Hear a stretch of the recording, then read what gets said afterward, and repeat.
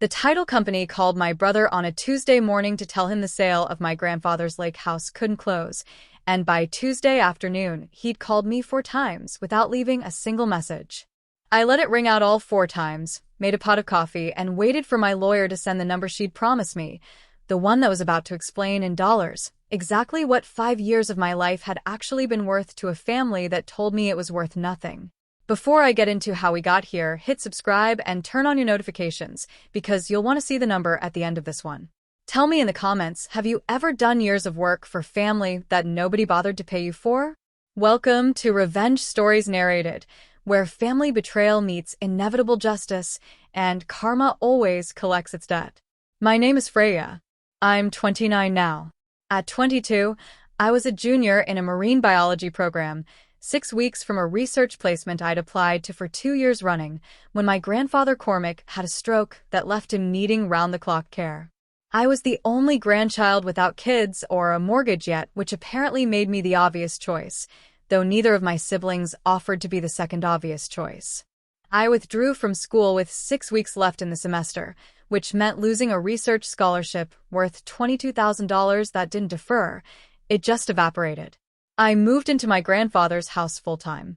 My brother Dashiell lived rent-free the entire time in a duplex Cormac owned 2 towns over. My sister Petra lived rent-free in the same lake house the title company would later freeze, paying nothing, not even utilities most months, while I managed my grandfather's medications, his physical therapy schedule, 3 ER visits in the first year alone, and the specific, grinding exhaustion of being solely responsible for another person's body for 5 years straight. The days had a shape I got used to without ever choosing it. 6 in the morning for the first round of medication, a chart I kept taped inside a kitchen cabinet because Cormac liked to pretend he didn't need reminding. Afternoons for therapy exercises he resented, and did anyway because I sat through them with him. Nights where I learned to sleep in 20-minute stretches, listening for a particular kind of silence from down the hall that meant something was wrong. I got good at all of it, the way you get good at anything you do enough times, though nobody in my family ever asked what that competence had actually cost me to build. I missed my best friend's wedding because Cormac had a bad night that same weekend and I couldn't find backup care on short notice. My boyfriend at the time, for years ended things in year 2, telling me plainly that he didn't see how I was ever going to have a life again the way things were going, which wasn't cruel exactly, just accurate in a way that still stings to remember. I recovered some of the scholarship's worth eventually, for years later, in a job that paid a fraction of what that placement would have led to, because a 5-year gap with no relevant experience reads a certain way to hiring committees, no matter how you explain it in an interview. Dashiell and Petra visited on holidays mostly, usually for a few hours at a time, usually leaving before the harder parts of the evening routine started, the parts that didn't photograph well for anyone's idea of a family gathering. At a Thanksgiving dinner in year 3, Petra told a table of relatives that I'd basically given up on my own life, said it with something close to pity, as if I'd made a poor decision rather than the only decision available once everyone else had quietly decided it wasn't going to be them. Dashiell laughed and added that at least I was good at it now, gesturing at the specialized wheelchair I'd learned to load into a car by myself, because no one else had ever bothered to learn how. Cormac passed in the spring, in his own bed, the way he'd wanted, with me there, because I always was. I found out he'd left the estate split 3 ways in his will, evenly, which felt fair enough on paper. What I didn't find out until 6 weeks later, when locksmith bills started showing up in my email by mistake, was that my siblings had already changed the locks on the lake house and my grandfather's primary residence within 4 days of the funeral, and that a family group text I'd been quietly removed from was informing extended relatives I'd decided not to be involved in settling the estate. A sentence I never said and never would have. I called Petra directly. She told me, flatly, that since I wasn't on either deed and had no formal claim beyond the will's general split, and since I'd clearly checked out of the family emotionally a long time ago, it would be simpler for everyone if I just let the 2 of them handle the properties and took my cash portion once things settled. I asked what my cash portion currently was. She said she'd get back to me. She did not get back to me. If you've ever given years of your life to family who then told you that you got nothing, hit like right now. I'd love to know in the comments if you've ever been quietly written out of something you actually built. I hired a lawyer, a sharp, unhurried woman named Nality who specialized in estate disputes, mostly because I wanted someone to formally confirm, in writing, exactly how little standing I had, so I could stop wondering and start planning around a real number instead of a feeling. What she found in Cormac's private files, stored separately from the will at his bank, wasn't what either of us expected. 3 years into my caretaking, apparently without telling me, Cormac had drawn up a formal employment contract naming me his full-time in-home caregiver, backdated to my start date, with an hourly rate calculated at a specialist live-in care rate, deferred in full until his death, secured as a primary lien against his entire estate ahead of any inheritance distribution. He'd paid me a token monthly amount the whole time, framed to both of us as just some help while you figure things out, while the real wage sat accruing, untouched, in a contract his other children knew nothing about.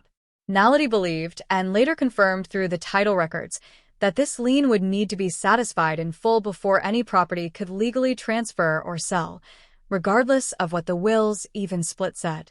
I sat with that discovery for 2 days before deciding what to do with it, the way you sit with something too large to react to immediately. I thought about all the mornings Cormac had handed me a small check with a joke about it not being much, and realized now that the joke had been for my benefit, a way of letting me believe I was doing this out of love alone, when he'd apparently decided years earlier that love and fair payment weren't actually opposites, whatever his other children assumed about me.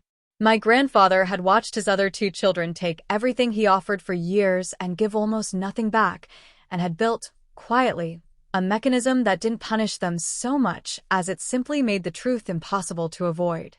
I decided to let it play out exactly the way he designed it.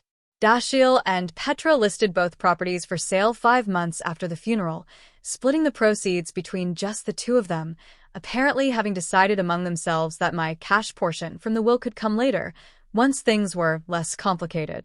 The lake house went under contract within 3 weeks, a strong offer, the kind that would have closed easily if not for a lien search that came back with Nality's filing sitting cleanly on record. The title company halted the sale immediately, as liens do, and Dashiell's 4 unanswered calls to me that Tuesday were, I assume, an attempt to figure out what exactly had appeared on the title report with my lawyer's name on it. Nality sent the formal invoice 2 days later. 5 years. 365 days a year, 24-hour specialist care rates, minus the token monthly payments already received, totaling an amount that exceeded the combined equity in both properties. There was no dramatic confrontation. There didn't need to be. Nality handled the correspondence entirely in writing, calm, procedural, unanswerable. To keep either property, my siblings had 2 options: satisfy the lien in full, which neither had the liquidity to do, or negotiate a payment structure with me directly, which meant, functionally, that if they wanted to keep living in properties they'd occupied rent-free for 5 years, they were now going to have to pay me rent on the equity my care had legally secured. They chose the second option, both of them, within a month, once it became clear the alternative was losing the properties outright at auction. Petra pays a modest, monthly amount now that services the lien over time. Dashiell did the same after a shorter, angrier phone call than I expected, given how quiet he'd been by comparison for most of this. Neither has apologized in any way I'd call complete, though Petra sent a message a few months in that came closer than anything before it. I went back to school last year, part-time, in a related field, using some of the settled lien payments to fund it properly this time, no scholarship required. I still think about the research placement I lost sometimes, the one that never came back around. I don't think about it with the same grief anymore. My grandfather spent years watching quietly, deciding what fairness would actually require instead of what everyone else assumed it already was, and left me the one thing none of them saw coming: proof, in writing, that he'd known exactly who was actually taking care of him the whole time. If you've ever done years of real work that someone else quietly benefited from while telling you it didn't count, tell me about it in the comments. Subscribe if you want more stories like this one, and I'll see you in the next.